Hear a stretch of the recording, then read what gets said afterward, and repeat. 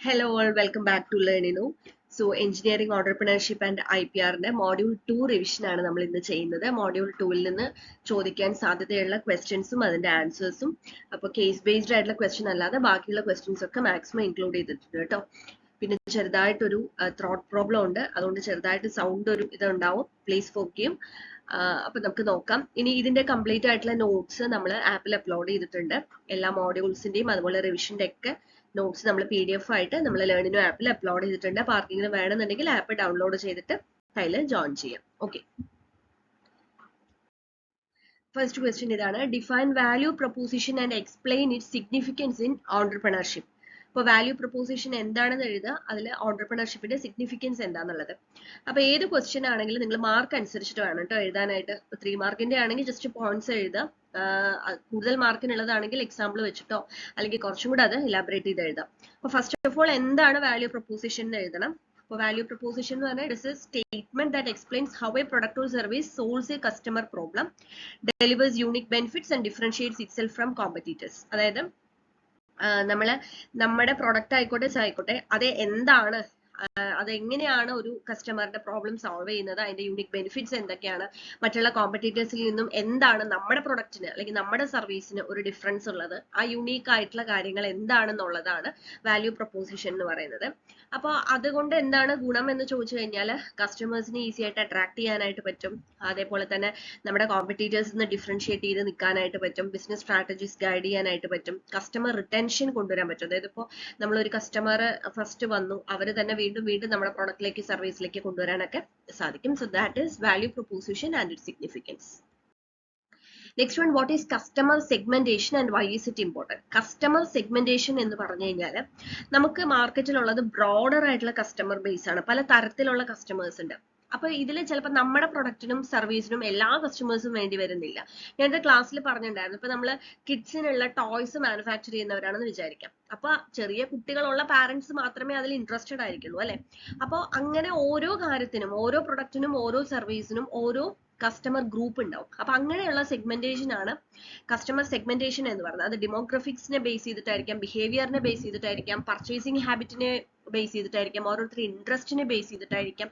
അപ്പൊ ആ രീതിയിലാണ് നമ്മൾ കസ്റ്റമർ സെഗ്മെന്റേഷൻ ചെയ്യുന്നത്.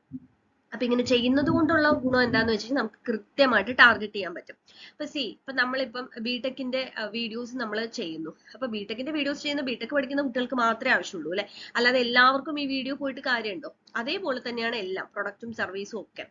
പിന്നെ കുറച്ചും കൂടെ മാർക്കറ്റിംഗ് എഫിഷ്യൻസി കൊണ്ടുവരാൻ പറ്റും, പേഴ്സണലൈസേഷൻ കൊണ്ടുവരാൻ പറ്റും, കുറച്ചും കൂടെ കസ്റ്റമർ എക്സ്പീരിയൻസ് ഒപ്റ്റിമൈസ് ചെയ്യാൻ പറ്റും. അപ്പൊ അങ്ങനെ ഓരോ രീതിയിൽ നമ്മൾ ഈ കസ്റ്റമർ സെഗ്മെന്റേഷൻ ചെയ്യുന്ന ഇത്രയധികം അഡ്വാൻറ്റേജസ് ഉണ്ട്. ഇപ്പൊ ഞാൻ നേരത്തെ പറഞ്ഞതുപോലെ മാർക്കിനനുസരിച്ച് നിങ്ങൾക്ക് എക്സാമ്പിൾ വെച്ചിട്ട് എലാബറേറ്റ് ചെയ്തിട്ടോ അല്ലെങ്കിൽ ബ്രീഫ് ചെയ്തിട്ടോ എഴുതാം.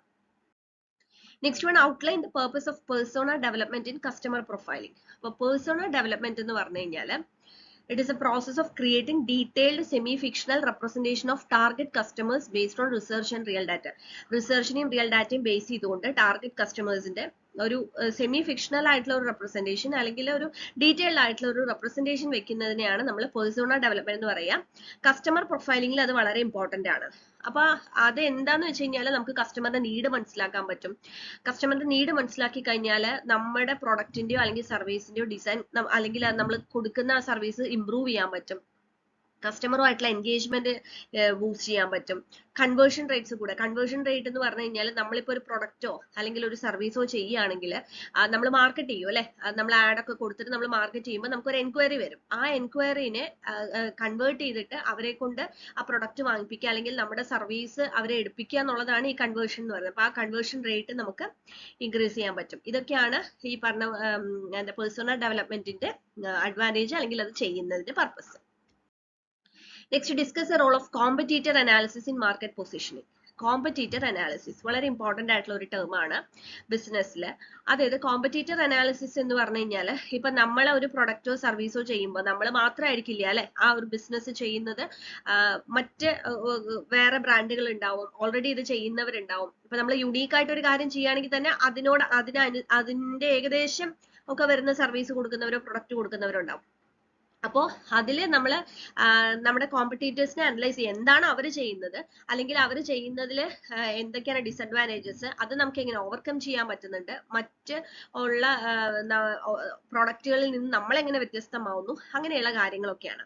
അപ്പോൾ കോമ്പറ്റീറ്റർ അനാലിസിസിൽ നമ്മൾ അതിന്റെ ഇമ്പോർട്ടൻസ് പറയുമ്പോൾ മാർക്കറ്റ് ട്രെൻഡ്സ് നമുക്ക് ഐഡന്റിഫൈ ചെയ്യാനായിട്ട് പറ്റും. അതേപോലെ തന്നെ നമ്മുടെ സ്ട്രെങ്ത്തും വീക്ക്നെസ്സും നമുക്ക് അറിയാൻ പറ്റും. നമ്മുടെ കോമ്പറ്റീറ്റേഴ്സിന്റെ സ്ട്രെങ്ത്തും വീക്ക്നെസ്സും അതും ഐഡന്റിഫൈ ചെയ്യാം, അതുമായിട്ട് നമ്മളുമായിട്ട് കമ്പയർ ചെയ്യാം. അതേപോലെ തന്നെ നമുക്കൊരു ബെഞ്ച് മാർക്കിംഗ് പെർഫോമൻസ്, അതായത് നമ്മുടെ ഓഫറിങ്സ്, പ്രൈസിങ്, കസ്റ്റമർ സർവീസ്, അത് നമ്മുടെ കോമ്പറ്റീറ്ററുമായിട്ട് നമുക്ക് അത് അനലൈസ് ചെയ്യാനായിട്ട് പറ്റും. പുതിയ ഓപ്പർച്യൂണിറ്റീസ് കണ്ടെത്താൻ പറ്റും. അതായത് ഓൾറെഡി മാർക്കറ്റിലുള്ള ഒരു പ്രൊഡക്റ്റ് ആണ്, അപ്പൊ ആ പ്രൊഡക്റ്റിൽ ആരെങ്കിലും സാറ്റിസ്ഫൈഡ് അല്ല എന്നുണ്ടെങ്കിൽ എന്തുകൊണ്ട് ആ പ്രൊഡക്റ്റിൽ സാറ്റിസ്ഫൈഡ് അല്ല, ആ കാര്യം കൂടെ കൊണ്ടുവന്നു കഴിഞ്ഞാൽ നമുക്ക് പുതിയൊരു പ്രൊഡക്റ്റ് ലോഞ്ച് ചെയ്യാൻ പറ്റും. അങ്ങനെ പിന്നെ സ്ട്രാറ്റജിക് ആയിട്ടുള്ള ഡിസിഷൻ മേക്കിംഗ് സപ്പോർട്ട് ചെയ്യാനായിട്ട് പറ്റും. Okay, next one, describe the process of conducting market research for a startup. ഒരു സ്റ്റാർട്ടപ്പില് മാർക്കറ്റ് റിസർച്ച് ചെയ്യുന്നതിന്റെ പ്രോസസ് ആണ് പറയുന്നത്. അപ്പൊ പ്രോസസ് എന്ന് പറയുമ്പോൾ ഓരോ സ്റ്റെപ്പ് ബൈ സ്റ്റെപ്പ് ആയിട്ട് പറയാം. ആദ്യം തന്നെ, അതായത് നമ്മളൊരു സ്റ്റാർട്ടപ്പ് തുടങ്ങുമ്പോൾ എങ്ങനെയാണ് മാർക്കറ്റ് റിസർച്ച് ചെയ്യേണ്ടത് എന്നുള്ളതാണ്. ഫസ്റ്റ് നമ്മളൊരു ഒബ്ജക്റ്റീവ്, എന്താണ് നമ്മൾ ചെയ്യാൻ പോകുന്നത് എന്നുള്ളതിന്റെ ഒബ്ജക്റ്റീവ് നമ്മൾ ഡിഫൈൻ ചെയ്യണം. ഓക്കെ, അതിനുശേഷം നമ്മുടെ ടാർഗറ്റ് മാർക്കറ്റ് നമ്മൾ കണ്ടുപിടിക്കണം. അപ്പൊ നേരത്തെ ഞാൻ പറഞ്ഞില്ലേ, കസ്റ്റമർ സെഗ്മെന്റേഷൻ പറഞ്ഞ പോലെ ആരാണ് നമ്മുടെ പ്രൊഡക്റ്റ് വാങ്ങിക്കുക, ആർക്കാണ് നമ്മുടെ സർവീസ് ചെയ്യേണ്ടത്. ഇപ്പൊ ഞാൻ പറഞ്ഞതുപോലെ, ഇപ്പൊ നമ്മൾ ബിടെക് സ്റ്റുഡൻസിന് ക്ലാസ് കൊടുക്കുന്നു, അല്ലെങ്കിൽ ടെക്നിക്കൽ എക്സാമിന് ക്ലാസ് കൊടുക്കുന്നു, സ്കൂൾ ലെവലിൽ ക്ലാസ് കൊടുക്കുന്നു. അപ്പൊ ഓരോ സർവീസും ചെയ്യുന്നത് ഓരോ ടൈപ്പ് ഓഫ് സ്റ്റുഡൻസിലേക്കാണ്. അപ്പൊ ആരിലേക്കാണ് നമ്മൾ എത്തേണ്ടത് എന്നുള്ളത് കൃത്യമായിട്ട് നമ്മൾ ടാർഗറ്റ് ചെയ്യണം.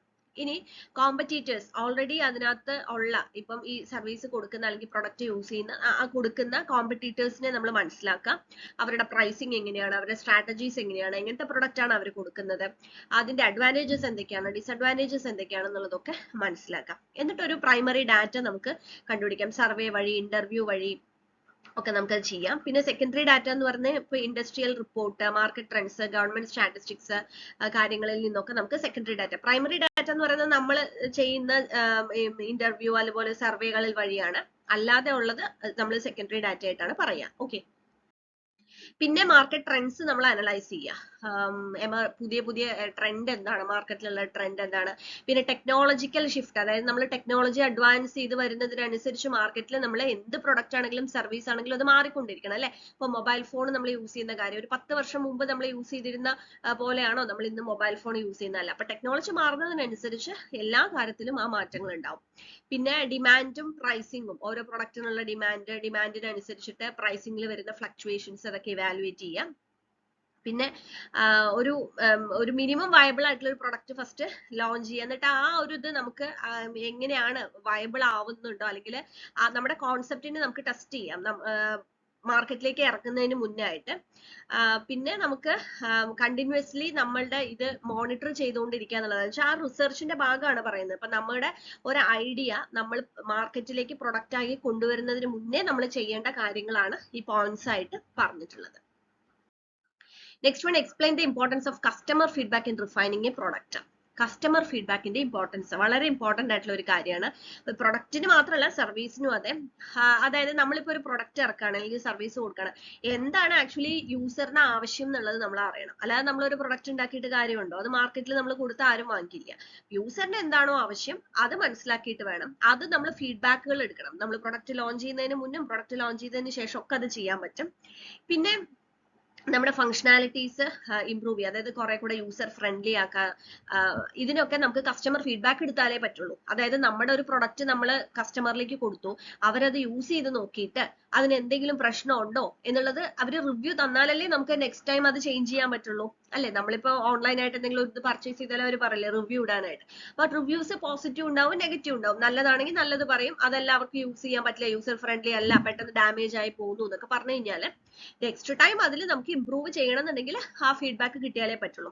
പിന്നെ ഫീഡ്ബാക്ക് എന്ന് പറയുന്നത് എപ്പോഴും ഒരു ലോയൽറ്റി ബിൽഡ് ചെയ്യുന്നതാണ്. അതായത് കസ്റ്റമറുമായിട്ട് അവർക്ക്, അതായത് കസ്റ്റമറിന് തോന്നുകയാണ്, അതായത് അവരെ വാല്യൂ ചെയ്യുന്നു എന്നുള്ളത്. അതായത് നമുക്കൊരു നമ്മുടെ ഒരു പൈസ കൊടുത്തിട്ടാണ് നമ്മളൊരു സാധനം വാങ്ങിക്കുന്നതെന്നുണ്ടെങ്കിലും അത് എങ്ങനെയുണ്ട് എന്ന് ചോദിക്കുമ്പോൾ അവരെ വാല്യൂ ചെയ്യുന്നു എന്ന് തോന്നുന്നത് ഈ പറഞ്ഞ ഫീഡ്ബാക്ക് എടുക്കുന്നത് വഴിയാണ്. പിന്നെ നമുക്ക് കോമ്പറ്റേറ്റീവ് ആയിട്ട് ഇരിക്കാനായിട്ട് പറ്റും. കാരണം നമ്മൾ ഫീഡ്ബാക്ക് എടുക്കുന്നുണ്ട്. അപ്പോൾ നമുക്ക് നല്ല നല്ല ഫീഡ്ബാക്കുകളാണ് കിട്ടുന്നത്. നമുക്ക് കുറച്ചും കൂടെ കോൺഫിഡൻസ് ആണ്. ഇനി മോശം ഫീഡ്ബാക്ക് ആണെങ്കിലും അത് എന്ത് ചെയ്താൽ മതി, അത് ഇപ്പൊ നമ്മുടെ എന്തെങ്കിലും പോരായ്മകൾ ഉണ്ടെങ്കിൽ അത് പരിഹരിച്ചു കഴിഞ്ഞാൽ നമുക്ക് കുറച്ചും കൂടെ ഇമ്പ്രൂവ് ചെയ്യാനായിട്ട് പറ്റും. അപ്പൊ അങ്ങനെയുള്ള കാര്യങ്ങളൊക്കെയാണ് ഈ കസ്റ്റമർ ഫീഡ്ബാക്ക് എടുക്കുന്നതിന്റെ importance. Next, explain the steps involve in preparing a problem canvas. Problem canvas prepare ചെയ്യുന്നതിന്റെ സ്റ്റെപ്സ്.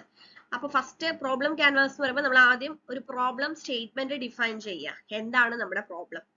ഇനി അതിന്റെ സ്റ്റേക്ക് ഹോൾഡേഴ്സ് ആരാണ് ഐഡന്റിഫൈ ചെയ്യുക. അതായത് നമ്മളിപ്പോ ഒരു പ്രോബ്ലം ഐഡന്റിഫൈ ചെയ്തു, ആരെയൊക്കെയാണ് അത് ഇമ്പാക്ട് ചെയ്യുന്നത്. ഇപ്പൊ കസ്റ്റമേഴ്സ് ആയിരിക്കാം, യൂസർ ആയിരിക്കാം, ബിസിനസ് ടീം ആയിരിക്കാം, ആരാണെങ്കിലും. ഇനി എന്താണ് അതിന്റെ റൂട്ട് കോസ്. ഓക്കെ, അതായത് പ്രോബ്ലം ക്യാൻവാസിൽ വരുന്ന സ്റ്റെപ്സ് ആണ് പറയുന്നത്.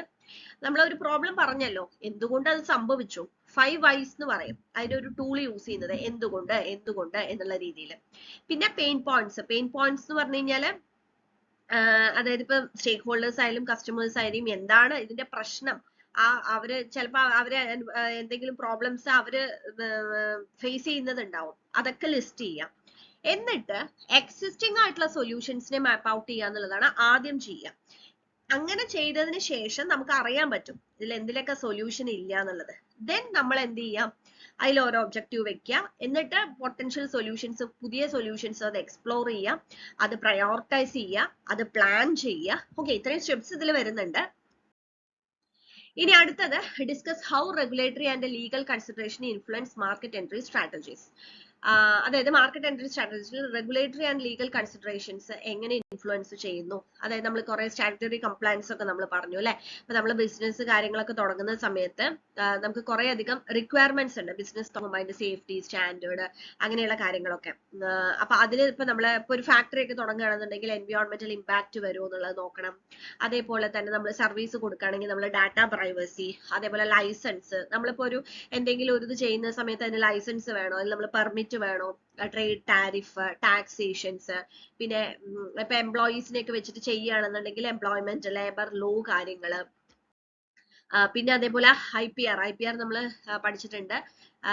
അപ്പൊ അതില് ഇന്റലക്ച്വൽ പ്രോപ്പർട്ടി പ്രൊട്ടക്ഷൻ എങ്ങനെ നമുക്ക് ട്രേഡ് മാർക്ക്, കോപ്പിറൈറ്റ് അങ്ങനെയുള്ള കാര്യങ്ങൾ, കോമ്പറ്റീഷൻ ലോസ് എന്തൊക്കെയാണ് നമ്മൾ പാലിക്കേണ്ടത് എന്നുള്ളത്. ഇപ്പൊ ചില കാര്യങ്ങളൊക്കെ നമ്മൾ പറയില്ലേ, പ്രൈസിങ് സ്ട്രാറ്റജീസ് ഉണ്ടാവും. ഇപ്പൊ ഒരു മാർക്കറ്റില് ഒരു സാധനം ഇത്ര പ്രൈസിലേ നമുക്ക് കൊടുക്കാൻ പാടുള്ളൂ, അങ്ങനെയുള്ള ചില കാര്യങ്ങൾ ഉണ്ടാവും.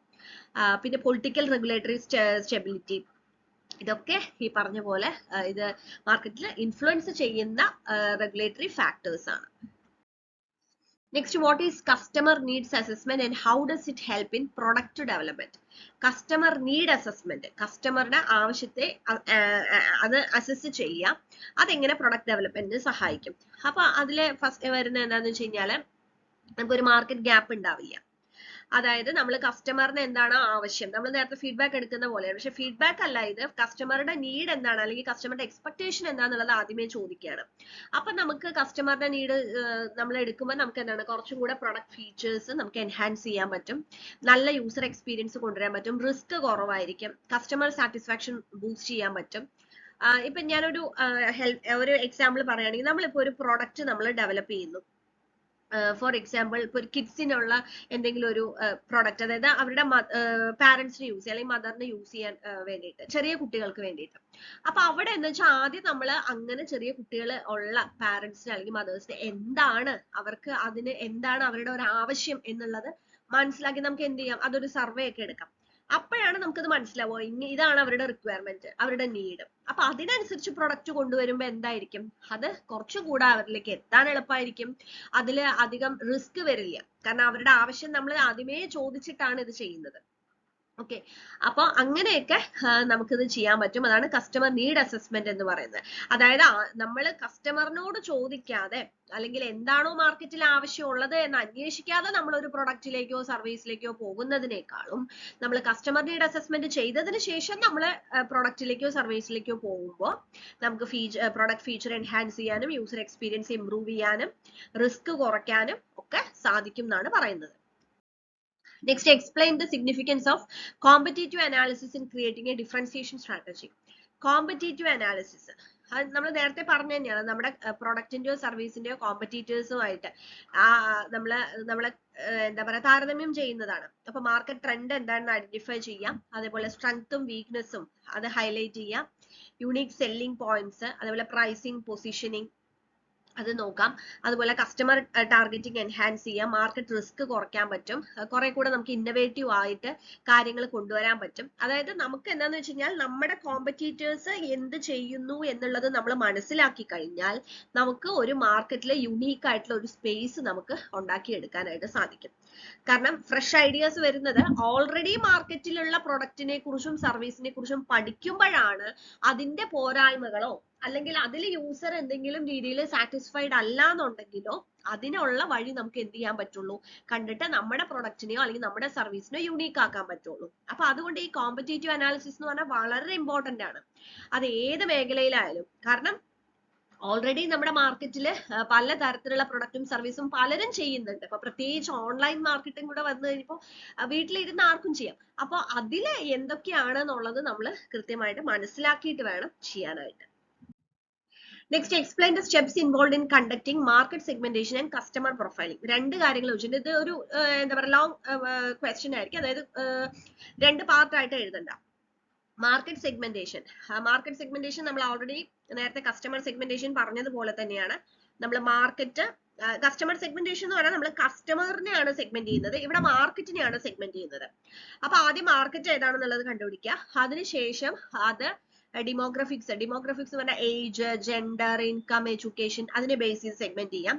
ജോഗ്രഫിക്സ് എന്ന് പറഞ്ഞാൽ location, climate, urban versus rural. C, നമ്മളിപ്പോ എന്തെങ്കിലും ഒരു പ്രൊഡക്റ്റ് കൊണ്ടുവന്നു, വളരെ റൂറൽ ആയിട്ടുള്ള ഒരു ഏരിയയിൽ ആളുകള് പർച്ചേസ് ചെയ്യുന്ന പോലെ ആയിരിക്കില്ല മെട്രോ നഗരങ്ങളിൽ ആളുകളുടെ പർച്ചേസിങ് രീതികൾ. അപ്പോ അതിനനുസരിച്ചിട്ട് സ്ഥലങ്ങൾ അനുസരിച്ചിട്ടും ഈ പറഞ്ഞ കാര്യങ്ങളിൽ മാറ്റം വരും. അതേപോലെ സൈക്കോഗ്രാഫിക്സ് എന്ന് പറഞ്ഞു കഴിഞ്ഞാൽ ലൈഫ് സ്റ്റൈൽസ്, വാല്യൂസ്, ഇൻട്രസ്റ്റ്. ഇപ്പൊ ചിലർ ശ്രദ്ധിച്ചിട്ടില്ലേ, ബ്രാൻഡഡ് ആയിട്ടുള്ള സാധനങ്ങൾ മാത്രമേ അവർ യൂസ് ചെയ്യുള്ളൂ, അങ്ങനെ ഒരു വിഭാഗമുണ്ട്. അതേപോലെ ചിലർക്ക് എന്ന് പറഞ്ഞു കഴിഞ്ഞാല് ചിലപ്പോൾ അവർ ആവശ്യത്തിനായിരിക്കില്ല ചില സാധനങ്ങൾ വാങ്ങിക്കുന്നുണ്ടാവുക, ചിലരുടെ ഒരു പർച്ചേസിങ് ഹാബിറ്റ്സ് ആയിരിക്കും, ഓക്കെ, അല്ലെങ്കിൽ ചില സമയത്തുള്ള ഒരു ഇൻട്രസ്റ്റ് ആയിരിക്കും. അപ്പൊ അങ്ങനെയുള്ള ഫാക്ടേഴ്സിനെ ബേസ് ചെയ്തിട്ട് മാർക്കറ്റ് സെഗ്മെന്റ് ചെയ്യാം. പിന്നെ collect and analyse datas collect ചെയ്യുക, അത് അനലൈസ് ചെയ്യുക, മാർക്കറ്റ് സെഗ്മെന്റ്സ് ഏതൊക്കെയാണെന്നുള്ളത് മനസ്സിലാക്കുക, അതിനനുസരിച്ച് ഗ്രൂപ്പ് ക്രിയേറ്റ് ചെയ്യുക, ദെൻ അതിന്റെ ടാർഗറ്റ് സ്ട്രാറ്റജീസ് ഡെവലപ്പ് ചെയ്യുക, അത് മോണിറ്റർ ചെയ്യുക. അതൊക്കെയാണ് മാർക്കറ്റ് സെഗ്മെന്റേഷനിൽ വരുന്നത്. കസ്റ്റമർ പ്രൊഫൈലിംഗ് എന്ന് പറഞ്ഞു കഴിഞ്ഞാൽ കസ്റ്റമറിന്റെ ഡാറ്റ കണ്ടുപിടിക്കുക, അതിന്റെ ക്യാരക്ടറിസ്റ്റിക്സ് മനസ്സിലാക്കുക, സെഗ്മെന്റ് ചെയ്യുക, കസ്റ്റമറിന്റെ നീഡ് അനലൈസ് ചെയ്യുക, അതിനുശേഷം ഫീഡ്ബാക്ക്, അതായത് ഫീഡ്ബാക്കിനനുസരിച്ച് വീണ്ടും ആ ഡാറ്റ റിഫൈൻ ചെയ്ത് കൊണ്ടുവരാം. അപ്പോൾ ഇത്രയും ക്വസ്റ്റ്യൻസ് ആണ് നമ്മളിപ്പോൾ ഡിസ്കസ് ചെയ്തിട്ടുള്ളത്. ഇമ്പോർട്ടന്റ് ആയിട്ടുള്ള പോയിന്റ്സ് മാത്രമേ ഞാൻ പറഞ്ഞു പോയിട്ടുള്ളത്, റിവിഷൻ ആയതുകൊണ്ട്. ഡീറ്റെയിൽഡ് ആയിട്ടുള്ള ക്ലാസ് നമ്മൾ ഓൾറെഡി എടുത്തിട്ടുണ്ടായിരുന്നു. അപ്പൊ ഈ റിവിഷന്റെ ക്ലാസ്സുകളും അതിന്റെ നോട്ട്സ് അടക്കം നമ്മൾ ആപ്പിലാണ് അവൈലബിൾ ആയിട്ടുള്ളത്. കംപ്ലീറ്റ് എല്ലാ മോഡ്യൂളിന്റെയും ക്ലാസ്സും നോട്ട്സും ഒക്കെ ആപ്പിലുണ്ട്.